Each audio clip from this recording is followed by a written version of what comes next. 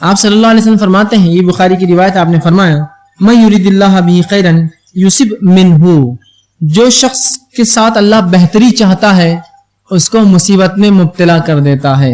یہ بات اگر سمجھ گیا تو صبر کرنا آسان ہو جائے. اللہ جس سے محبت کرتا ہے اسے مصیبت میں مبتلا کرتا ہے. لیکن ایک سوال جو انسانوں کو ہمیشہ کھٹکتا ہے وہ کیا ہے معلوم؟ اللہ مصیبت میں ڈالتا کیوں ہے؟ یہ بات عموماً لوگوں کے ذہن میں سوال ہوتا ہے, کیوں اللہ مصیبت میں ڈالتا ہے؟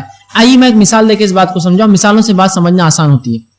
میں آپ کے گھر پر آیا, ہو سکتا ہے آپ میں سے اکثر لوگ مجھے بہت اچھے سے پہچانتے ہوں, کچھ لوگوں کے لیے نیا ہوں لیکن اکثر لوگ پہچانتے ہیں. آپ میں سے کسی شخص کے گھر آیا جس سے میرا کئی زمانے سے میل جول ہے, ملاقات ہے, اور میں آپ کے گھر پر آیا اور میں نے کہا دیکھو بڑا میرا جو ہے تنگی اور مصیبت کا معاملہ ہے. میں نے ایک جو ہے جیب میں سے پیلا ٹکڑا نکالا اور کہا کہ اگر اس کو تم مجھ سے لے لو, 17-18 ہزار روپے تولہ بھاؤ چل رہا ہے, اگر تم مجھ سے اس سے لے لو اور اس کے بدلے پیسے دے تو مجھے اس کی ضرورت ہے, یہ سونا ہے. آپ چاہے جتنا مجھ پہ اعتماد کرتے ہوں گے, آپ کیا کہیں گے؟ لے لیں گے مجھ سے؟ اگر ایسے کچھ لوگ جو لے لیں گے تو انشاءاللہ میں کل گھر پر پہنچ جاؤں گا ٹکڑے لے کر.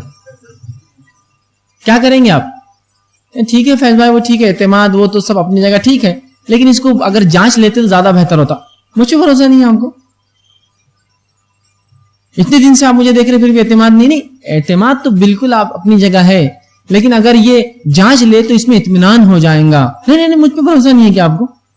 تو یہاں جو آپ کہہ رہے جانچ لینا, یہ کس لیے؟ صداقت کے لیے, سچائی کے لیے, کہ جو چیز میں دے رہا ہوں وہ سونا ہی ہے نا, اس لیے. تو اگر میں نے یہ کہا میں ایمان لایا ہوں تو اللہ کیا کرتا ہے پھر؟ اچھا ایمان لایا, چلو آزماؤ اس کو.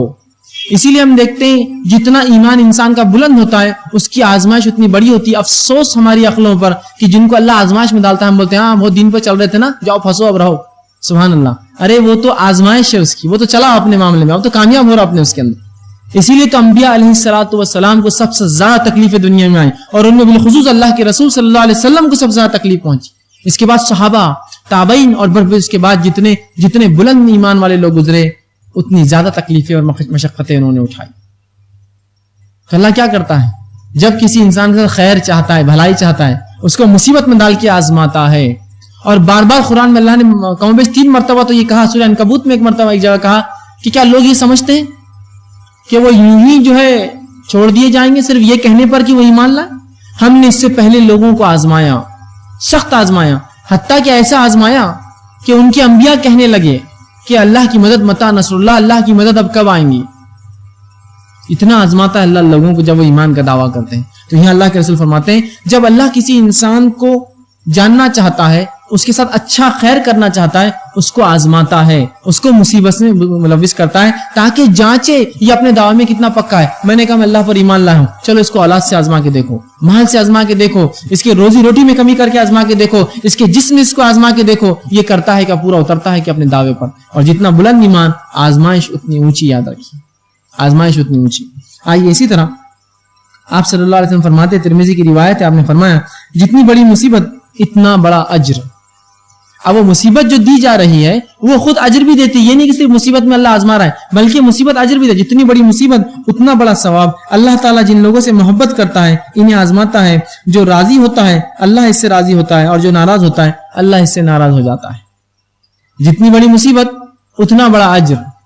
اور اللہ جب کسی کو آزماتا ہے مصیبت دے کر, ٹھیک ہے, تو اللہ جس سے محبت کرتا ہے اس کو مصیبت میں ڈالتا ہے. جیسے انبیاء سے محبت کرتا ہے مصیبت دے کر دیکھتا ہے, صحابہ سے اور ایمان والوں سے تو مصیبت میں ڈالتا ہے. اور پھر اگر وہ راضی ہو گیا بندہ کہ بس اللہ نے چاہا یہ مصیبت آ گئی, بس میں اس پہ صبر کرتا ہوں, تو اللہ اس سے راضی ہوتا ہے. اگر ناراضگی کا اظہار کیا کہ بھائی ہمارے پاس کیوں آئی, ہم ہی کیوں, دوسرے کی فلاں, اس طرح کی کلمات, تو پھر اللہ کیا کرتا ہے, اس سے ناراض ہو جاتا ہے. اسی طرح اللہ کے رسول صلی اللہ علیہ وسلم فرماتے ہیں, ترمذی کی روایت پر آپ فرماتے ہیں کہ مومن کی نفس, اولاد اور مال میں آزمائش ہوتی رہتی ہے, حتیٰ کہ جب وہ اللہ کے پاس ملتا ہے تو اس کے ذمے کوئی گناہ باقی نہیں رہتے. اللہ مومن کو اس کے مال, جان, اولاد سے مسلسل آزماتا رہتا ہے, اور آزمائش کی بدولت اس کو اجر دیتا رہتا ہے, حتیٰ کہ جب اللہ کے پاس مومن جاتا ہے تو اس کے ذمے کوئی گناہ بچتا ہی نہیں ہے, وہ سب آزمائش میں دھل جاتے ہیں. اور یہ بات اللہ کے رسول نے بیان کیا حدیث میں کہ حتیٰ کہ مومن کو کانٹا بھی اگر چبھتا ہے تو اللہ اسے بدلہ دیتا ہے. بخار کے تعلق سے آپ صلی اللہ علیہ وسلم، جب آدمی بخار میں ملوث ہوتا ہے، بخار میں مبتلا ہوتا ہے، تو اللہ کے رسول صلی اللہ علیہ وسلم نے فرمایا اس کی مثال ایسی ہے، ایک جھاڑ کے پاس آپ گئے اور اس کو ہلایا اور اس کے پتے گرنے لگے، سوکھا جھاڑ تھا، کہ ایسے گناہ جھڑتے ہو شخص کے جو کسی بخار میں ملوث ہوتا، بخار میں مبتلا ہوتا ہے، اس کو بخار آ جاتا ہے، تو اللہ اس کے گناہوں کو اس سے دور کر دیتا ہے۔ تو ہر مصیبت آنے والی کیا ہے، ہمیں اجر دیتی ہے، لیکن ہمیں کیا کرنا ہے، اس پر صبر کرنا ہے، بغیر صبر کی یہ اجر نہیں ملیں گے۔ ٹھیک، اسی طرح